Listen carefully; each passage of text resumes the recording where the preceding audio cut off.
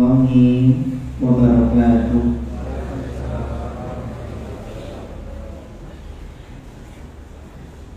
Innal hamdalillah nahmaduhu wa nasta'inuhu wa nastaghfiruh wa na'udzu billahi min syururi anfusina wa min sayyiati a'malina.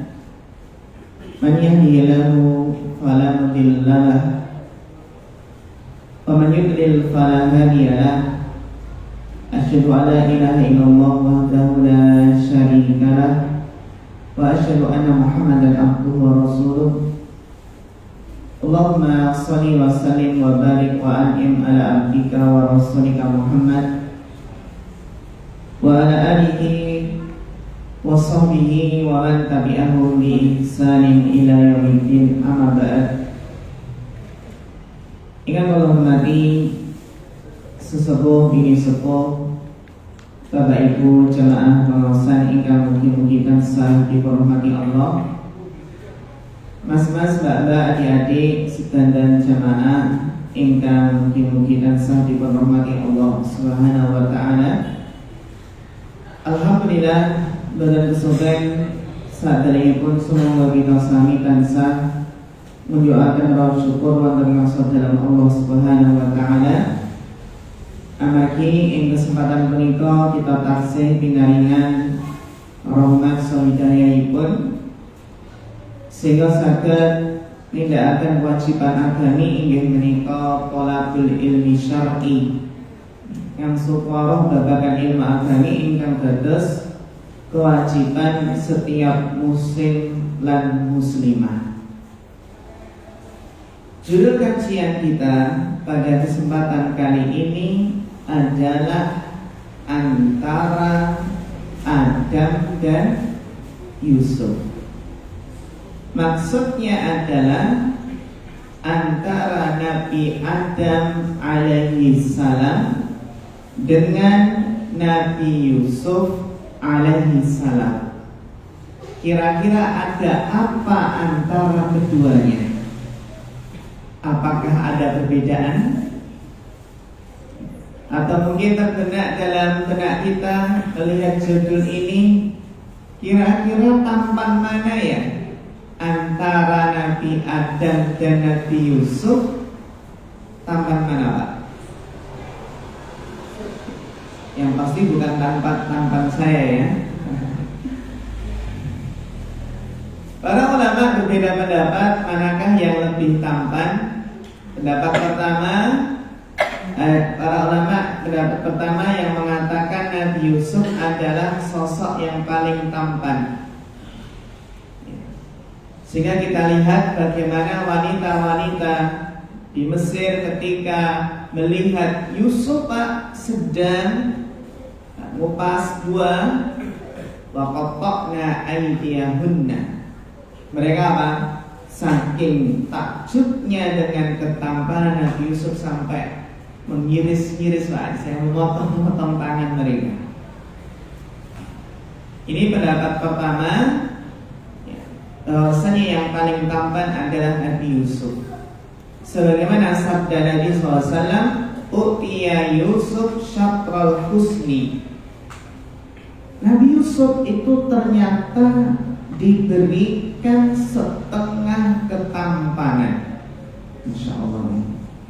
Nabi Yusuf itu diberikan setengah ketampanan. Hadis riwayat Ahmad, dan hadis ini disahihkan oleh Syekh Syu'aib Al-Arnab. Demikian pula ketika Nabi Isra Mi'raj dan beliau Nabi itu bertemu dengan Nabi Yusuf di langit ketiga. Nabi kemudian ketika bertemu dengan Nabi Yusuf, Nabi berkomentar, "Fa'ida ana Yusuf sallallahu ila huwa qad utiya syatral husni." Di sana saya bertemu dengan Yusuf alaihi salam, ternyata beliau diberi setengah ketampanan. Kata Imam Ibnu Qayyim, maksud dari hadis ini adalah bahwasanya Nabi Yusuf secara khusus memiliki setengah ketampanan semua manusia. Sementara setengah ketampanan sisanya terbagi pada manusia yang lain. Ya, ini apa Pak? Pendapat yang pertama. Pendapat yang kedua, yang paling tampan adalah Nabi Adam. Nabi Adam adalah yang paling tampan. Ini pendapat yang kedua. Yang mana dalam hadis riwayat Bukhari, Nabi bersabda, "Khalaqallahu Adam ala suratihi." Allah menciptakan Adam dengan rupa sama seperti wajahnya. Namun di sini kita perhatikan bagaimana Adam itu adalah bapak semua manusia. Dan semua ketampanan itu dimiliki, ya, keturunannya adalah yang dimiliki seluruh keturunan Adam adalah berasal dari Adam. Ya. Sehingga pendapat yang kedua, bahwasanya Nabi Yusuf itu diberi setengah ketampanan, maksudnya adalah setengah ketampanan Nabi Adam. Dan ini pendapat dari Imam Ibnu Katsir dalam kitab Al-Bidayah wan Nihayah. Ibnu Katsir cenderung memilih pendapat yang kedua, yaitu sinten Nabi Adam. Pendapat yang ketiga, orang yang paling tampan adalah Nabi kita Muhammad sallallahu alaihi wasallam. Ibnu Qayyim al-Jauziyah menyebut pendapat ini. Ya.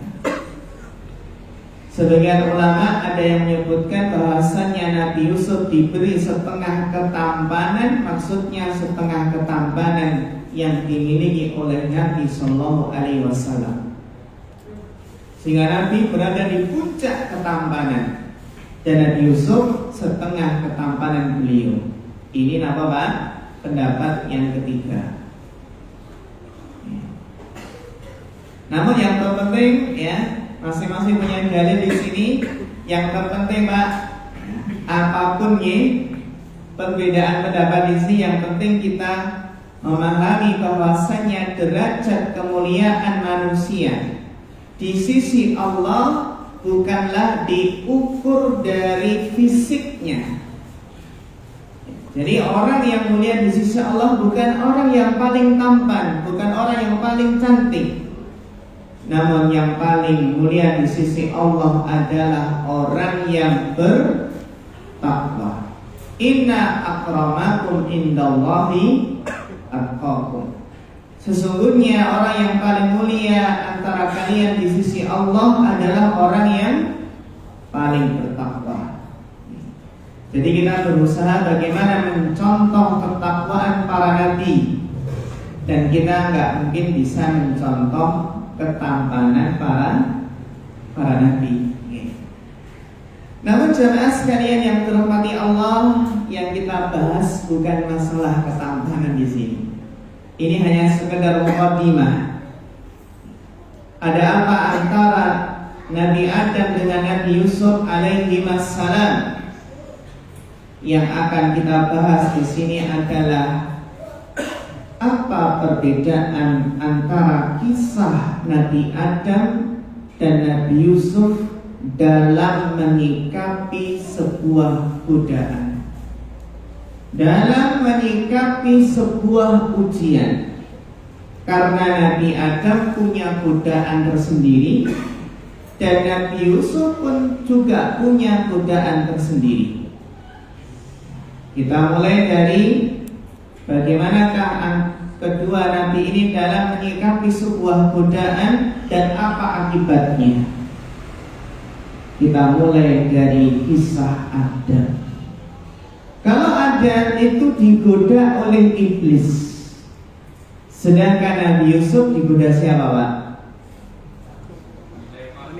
Zulaikha. Ya. Meskipun nama Zulaikha itu kalau dalam literatur Islam tidak ada, namun dalam riwayat Bani Israil disebutkan namanya siapa? Zulaikha. Bagaimana Adam itu digoda oleh iblis, sedangkan Nabi Yusuf digoda oleh seorang wanita yang cantik. Kita mulai dengan apa? Godaan Adam. Ketika Allah mempersilahkan Adam agar tinggal di surga, Allah pun mengingatkan kepada Adam agar senantiasa mewaspadai godaan iblis. Yang mana Allah berfirman, "Faqulna ya Adamu inna hadha aduwwun laka wa li zawjik fala yukhrijannakuma minal jannati fatashqa." Allah sudah mengingatkan, Pak.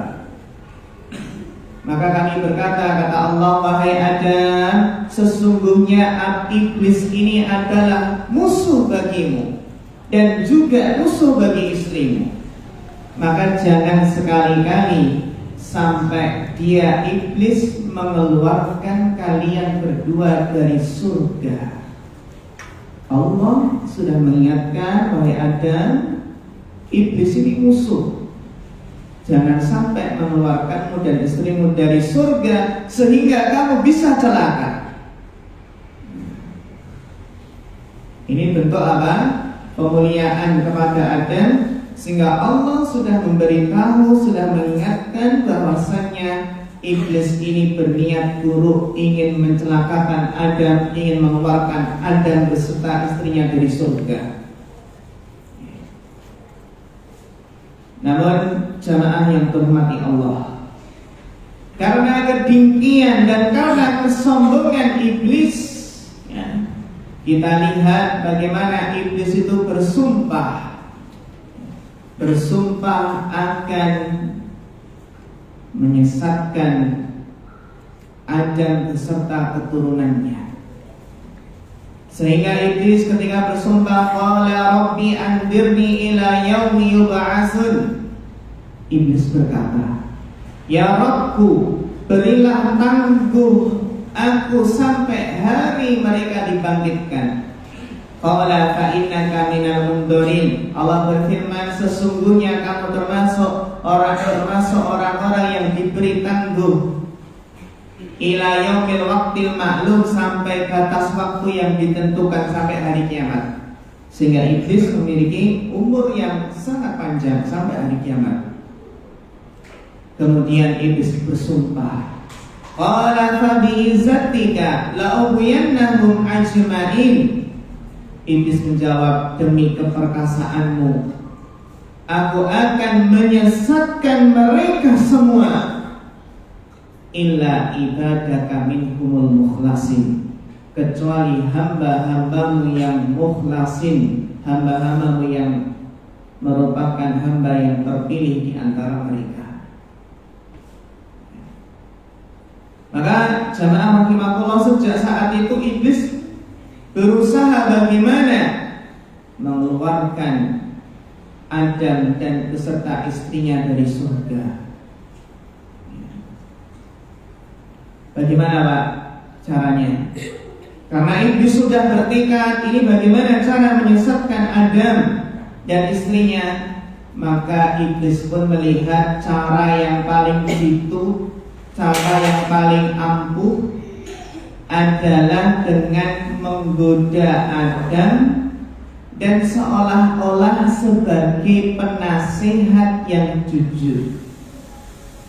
Ini Pak, Bu, jamaah rahimakumullah, di antara bentuk godaan itu seolah-olah menasehati.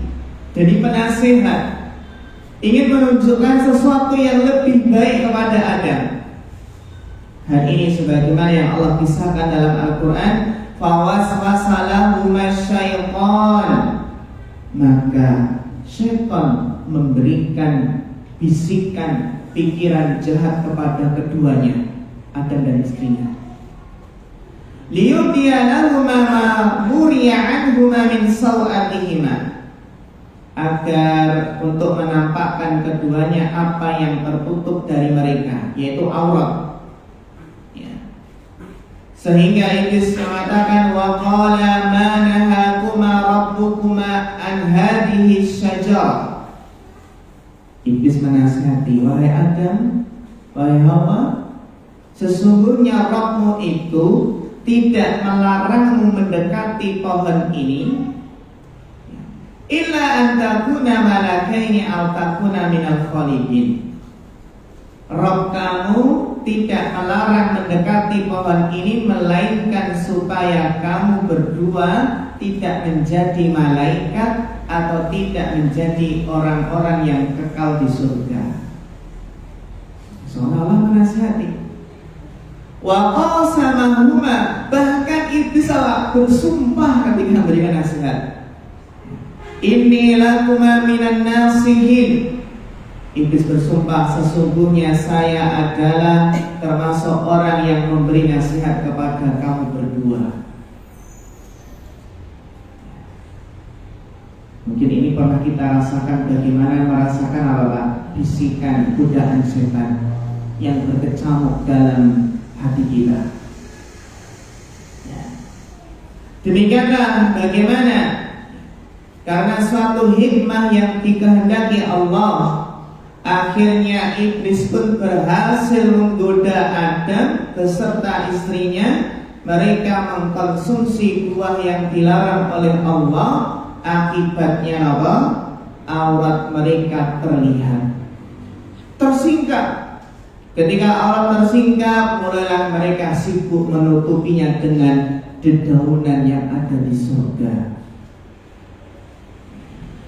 Ini sebagaimana yang Allah jelaskan dalam surat Al-A'raf ayat 22 sampai 25, yang mana syaitan itu membujuk keduanya untuk memakan buah tersebut dengan tipu daya. Akhirnya apa? Ketika Adam merasakan, maka nampaklah kedua auratnya dan mulai menutupi dengan daun-daun surga. Akibat terkena godaan, menuruti godaan iblis, apa dampaknya, apa akibatnya? Akibatnya adalah Adam akhirnya diturunkan ke bumi. Diturunkan ke bumi, kemudian Adam bertaubat dan beristighfar. Qala rabbana dhalamna anfusana wa illam taghfir lana wa tarhamna lanakunanna minal khasirin. Wahai Rabb kami telah mendolimi diri kami sendiri. Jika Engkau tidak mengampuni kami dan tidak memberikan rahmat kepada kami, niscaya pastilah kami orang-orang yang merugi. Kemudian Allah berfirman, turunlah kalian semua. Ba'dukum li ba'din adu.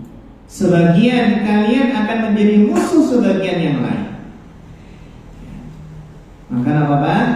Di bumi itulah Adam beserta keturunannya sampai waktu yang telah ditentukan, sampai waktu yang telah ditetapkan oleh Allah Subhanahu wa ta'ala. Apa Pak kesimpulan dari kisah Adam ini? Akibat menuruti hawa nafsu, menuruti godaan iblis, akhirnya menjadikan Adam turun ke dunia, ke bumi ini, negeri yang penuh dengan ujian, negeri yang penuh dengan kesusahan, kesedihan. Tidak ada kebahagiaan yang abadi di dunia ini. Adanya adalah di dunia ini adalah negeri perjuangan, pengorbanan. Namun para ulama menjelaskan, ketika Adam bertobat, maka kedudukan Adam itu lebih baik dari sebelumnya. Kenapa?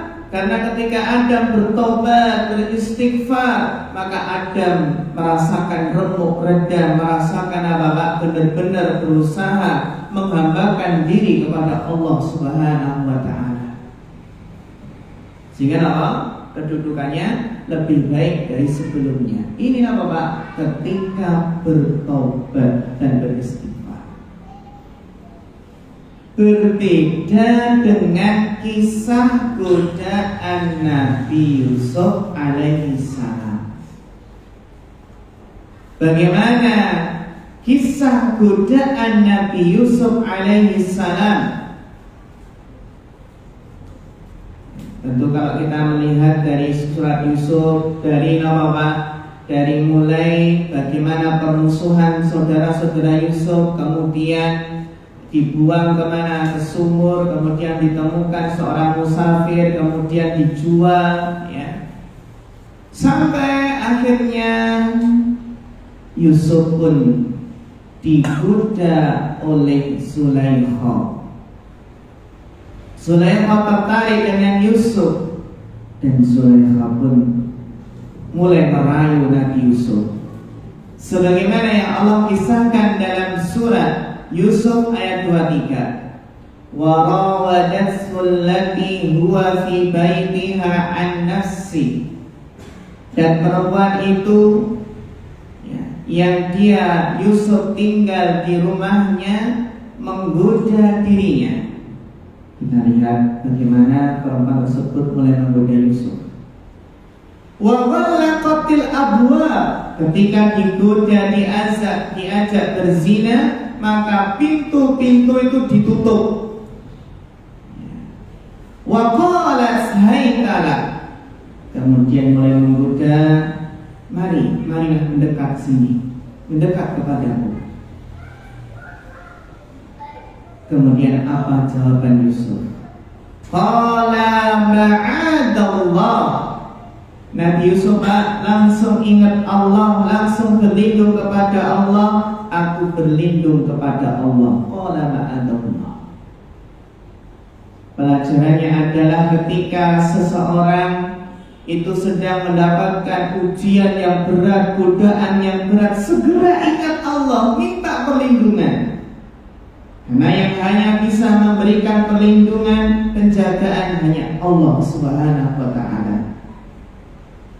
Inna Rabbi ahsana maswai. Nabi Yusuf berkata, sungguh Tuanku telah memperlakukan aku dengan baik. Innahu la yuflihudz dhalimun. Sesungguhnya orang zalim itu tidak akan beruntung.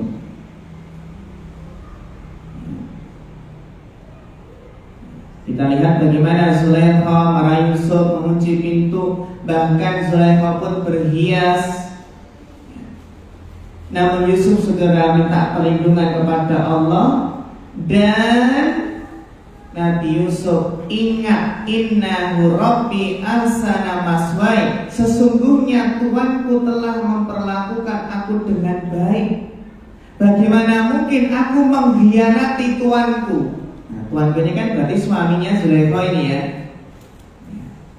Namun ada penafsiran yang kedua, maksud dari Rabbi di sini adalah sesungguhnya Allah telah memperlakukan aku dengan baik, memberikan begitu banyak kenikmatan, rezeki, anugerah yang tidak terhingga.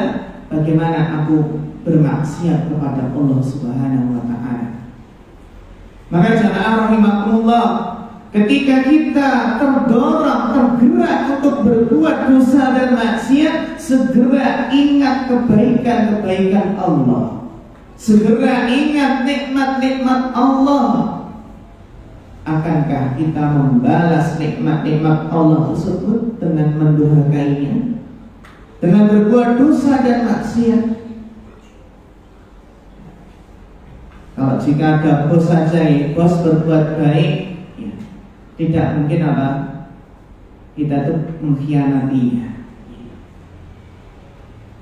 Bagaimana kisahnya kemudian? Jamaah rahimakumullah, ketika digoda seperti ini, walaqad hammat bihi wa hamma biha, dan sesungguhnya perempuan itu telah berkehendak kepada Nabi Yusuf, ingin sekali. Wa hamma biha, dan Yusuf lupa. Ini juga ada apa? Ada gerakan, adanya keinginan. Sudah hamma di sini. Namun hammanya Zulaikha dengan Yusuf nanti beda. Jadi sudah mulai tergerak laula arra'a burhana rabbi, sekiranya Yusuf itu tidak melihat tanda dari Rabb-nya, dari Tuhannya, kadzalika linasrifa anhu su'a wal fahsya, demikianlah kami palingkan darinya keburukan dan kekejian. Innahu min ibadinal mukhlasin, sesungguhnya dia Yusuf termasuk hamba-hamba kami yang terpilih. Di dalam ayat ini nih, wanita ini ya, dalam ayat ini jelaskan wanita tersebut sudah sangat berhasrat untuk berzina dengan Yusuf. Apalagi pintu-pintu sudah dikunci. Dan Nabi Yusuf yang masih muda juga tergerak hasratnya karena melihat kecantikan wanita ini. Seandainya Nabi Yusuf tidak diberi petunjuk oleh Allah, maka bisa terjerumus. Jamaah rahimahullah, kita bayangkan bagaimana kalau kita dihadapkan ya na'udzubillah seperti itu, Pak.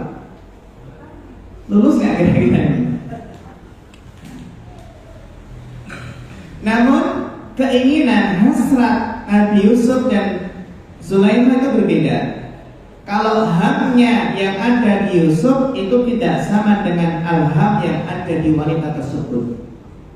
Kalau alhamnya Nabi Yusuf itu hanya sebatas gerakan hasrat hati yang dilawan oleh Nabi Yusuf. Sebatas apa istilahnya ya, lintasan lagi, gerakan sesaat hasrat dalam hati, kemudian dilawan oleh Nabi Yusuf. Maka apa? Dia pun meninggalkannya karena Allah. Maka apa? Nabi Yusuf mendapatkan pahala. Berbeda dengan ham, keinginan hasrat wanita tersebut itu sudah meningkat sehingga menjadi tekad bulat. Nah, pintu-pintu sudah dikunci. Ya sudah berusaha. Ya. Maka hamnya Zulaikha ini sudah terhitung dosa di sisi Allah. Beda dengan hamnya Nabi Yusuf, itu tidak menimbulkan dosa, tidak terhitung dosa. Karena apa? Hanya bisikan hasrat dalam hati, tidak sampai pada tekad bulat. Beda dengan apa? Zulaikha yang sudah sampai apa? Tekad bulat. Buktinya apa? Bertekad wasta bakal baba. Keduanya itu berlomba menuju pintu. Nabi Yusuf dikejar oleh siapa? Oleh Zulaikha. Nabi Yusuf lari menuju pintu untuk kabur, dan sang wanita pun juga lari untuk menangkap Yusuf. Jadi kedua itu berlomba-lomba menuju pintu. Yang satu berlomba dalam ketaatan, satunya berlomba dalam kemaksiatan. Wa qaddat qamisahu min duburin, dan perempuan itu menarik baju gamisnya Yusuf dari belakang, Pak, hingga koyak, hingga sobek. Nah, kan yang wanita yang ngejar-ngejar ditarik baju belakang ini sampai sobek. Wa alfaya sayyidah hadal bab. Ternyata apa? Ternyata keduanya Yusuf dan Zulaikha mendapati ternyata suami perempuan tersebut sudah di depan pintu. Ketahuan ini, ketahuan. Nah, Zulaikha pinter. Nah, pinter dalam bahasa baik. Qalat ma jazaa'u man arada bi ahlika su'an. Perempuan itu berkata, apakah balasan bagi orang yang hendak bermaksud buruk terhadap istrimu? Malah dibalik nih, Pak. Ya. Illa ayusjana aw adabun alim, selain dipenjarakan atau dihukum dengan siksa yang pedih.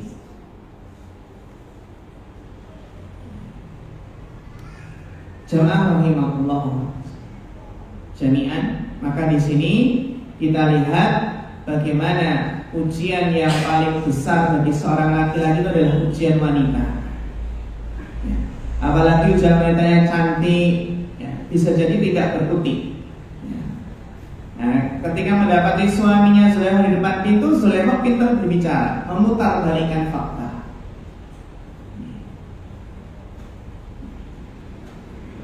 Maka kita simpulkan bagaimana Nabi Yusuf alaihissalam itu mendapatkan godaan yang sangat luar biasa.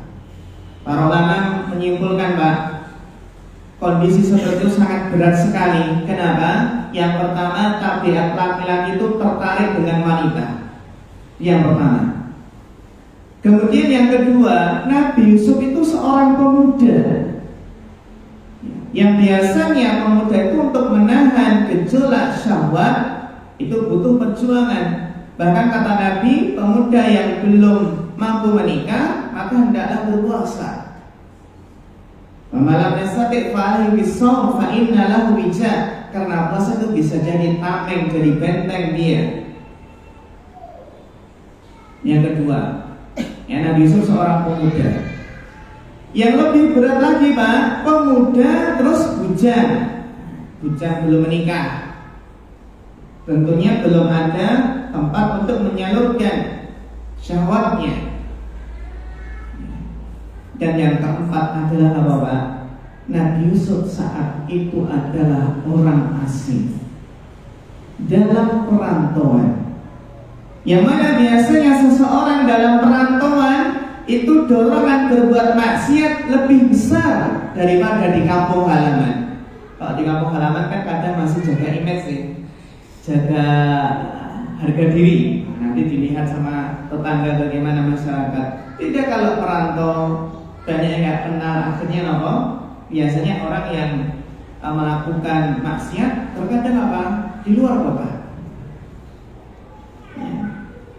Bahkan kalau mencuri pun boleh mencuri di mana, Pak? Di luar kampung ya, atau di luar kota, nggak di kampung sendiri. Ini dalam perantauan berat usianya. Terlebih lagi wanita yang menggoda Yusuf adalah wanita yang cantik jelita. Dan wanita cantik, yang mana seorang laki-laki secara tabiat suka dengan wanita cantik.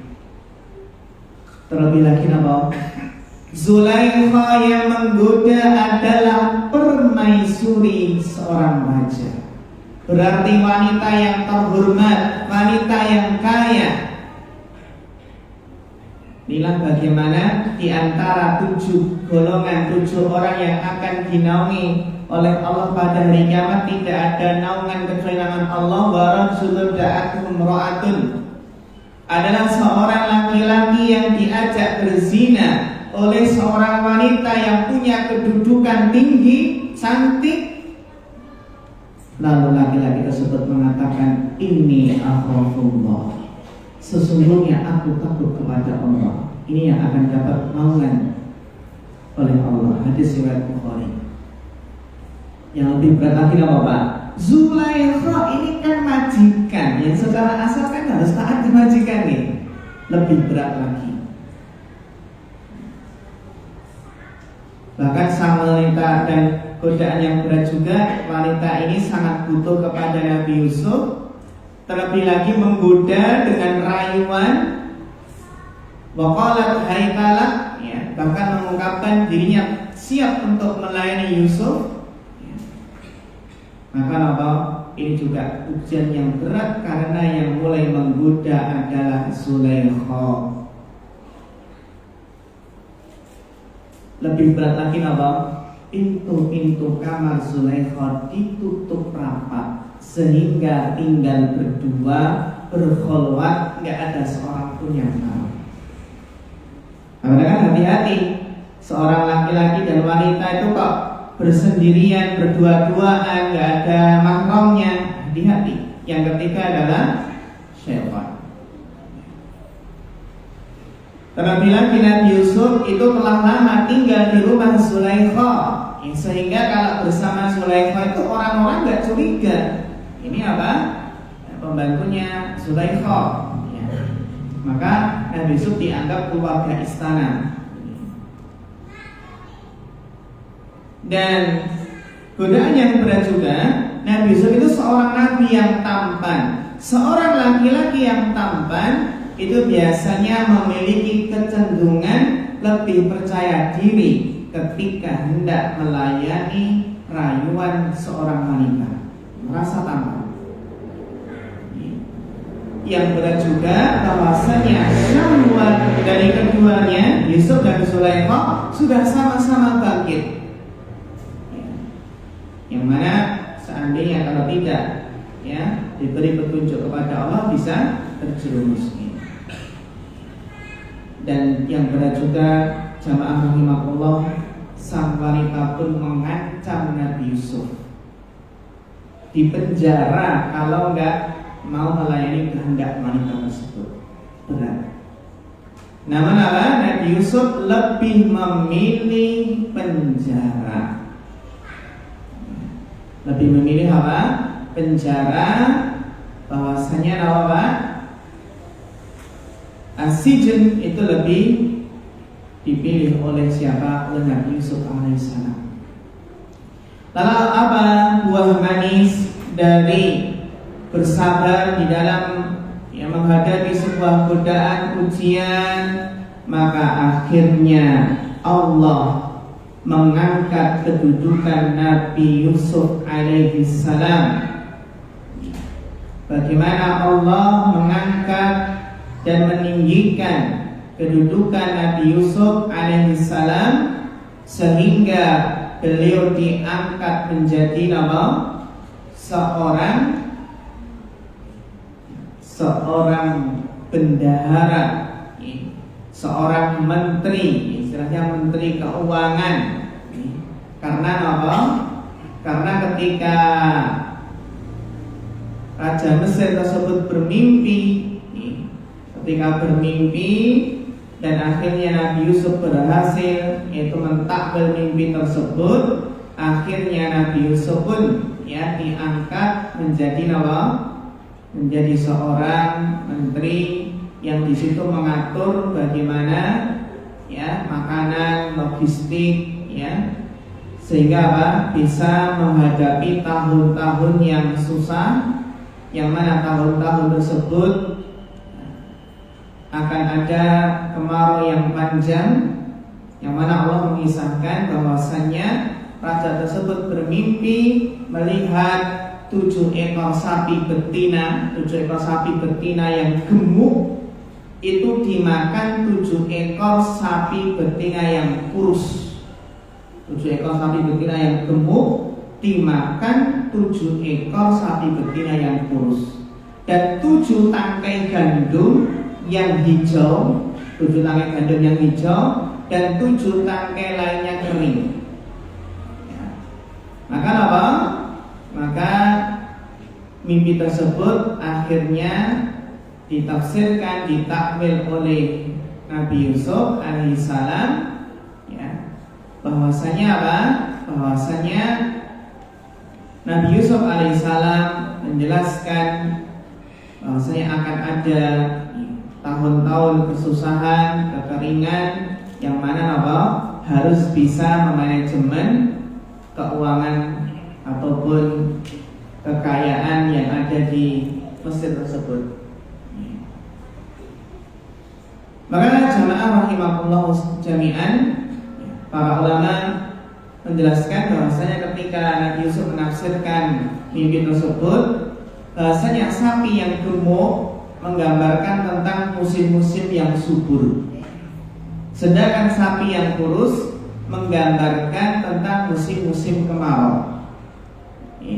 Adapun sapi-sapi kurus memakan sapi-sapi gemuk, itu menunjukkan bahwa sapi-sapi yang gemuk datang terlebih dahulu, berarti subur dulu kemudian setelahnya datang sapi-sapi yang kurus memakan sapi-sapi yang gemuk tersebut. Artinya akan datang musim yang subur, hijau selama 7 tahun. Selama 7 tahun itu apa? Datang musim yang subur, yang hijau, kemudian dihabiskan dengan apa Pak? Musim kemarau selama 7 tahun. Berarti kan selama 7 tahun subur ini kan harus menyimpan cadangan makanan yang banyak, jangan boros. Kemudian 7 bulir gandum yang hijau dan 7 bulir gandum yang kering menunjukkan bahwa harus ada hasil panen dari bercocok tanam yang dimakan dan kemudian disimpan untuk persediaan musim kemarau selama 7 tahun yang akan datang. Intinya Nabi Yusuf alaihissalam menafsirkan akan ada 7 musim, subur, hijau, dan 7 musim kemarau. Itu takwilnya dari Nabi Yusuf, sehingga beliau menjadi seorang pembesar di kerajaan Mesir tersebut, menunjukkan Bapak Ibu yang dirahmati Allah bahwasannya kaidah mengatakan man taraka syai'an lillah, barang siapa yang meninggalkan sesuatu karena Allah, meninggalkan kemaksiatan karena Allah padahal mampu mengerjakannya, barang siapa meninggalkan sesuatu karena Allah, awadahullahu khairan minhu, maka Allah akan mengganti dengan yang lebih baik. Mengganti dengan yang lebih baik.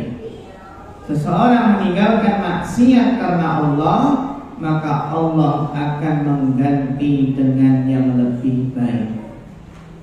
Maka jamaah yang dirahmati Allah, kita lihat, kita simpulkan bagaimana Nabi Adam itu punya godaan, punya ujian, Nabi Yusuf pun juga demikian. Namun kita lihat bagaimana akhir kesudahan, yang mana kalau seseorang memperturutkan hawa nafsu, maka bisa mendapatkan kesengsaraan. Sebaliknya orang yang sabar menahan hawa nafsunya, maka akan berhasil mendapatkan kemuliaan dan kedudukan yang tinggi di sisi Allah Subhanahu wa taala. Meskipun hasil akhirnya Adam dan Yusuf itu sama-sama nabi yang mulia, dan Adam pun ketika bertobat maka mendapatkan kedudukan yang tinggi di sisi Allah. Bahkan Adam pun termasuk ulul azmi.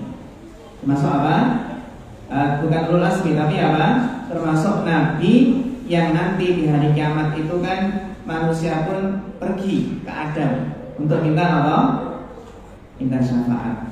Kalau ulul azmi kan disingkat mimim, Nuh, lagi Ibrahim, Musa, Isa, Muhammad. Demikian jamaah rahimakumullah jami'an. Maka di sini bisa kita ambil kesimpulan dari 2 macam ujian dan godaan tersebut dan bagaimana akhir kesudahannya. Maka kita sebagai hamba Allah harus senantiasa hati-hati dan minta perlindungan kepada Allah, karena ujian itu sangat banyak sekali. Semoga Allah memberikan kekuatan, taufik, sehingga kita bisa lulus menghadapi berbagai macam ujian yang ada di dunia ini. Kita terus akan diuji sampai akhir hayat kelak, sampai kita meninggal dunia. Bahkan ketika sakaratul maut pun kita akan diuji. Semoga Allah memberikan kekuatan dan semoga kita bisa lulus ujian tersebut sehingga mendapatkan kedudukan yang tinggi di sisi Allah Subhanahu wa taala.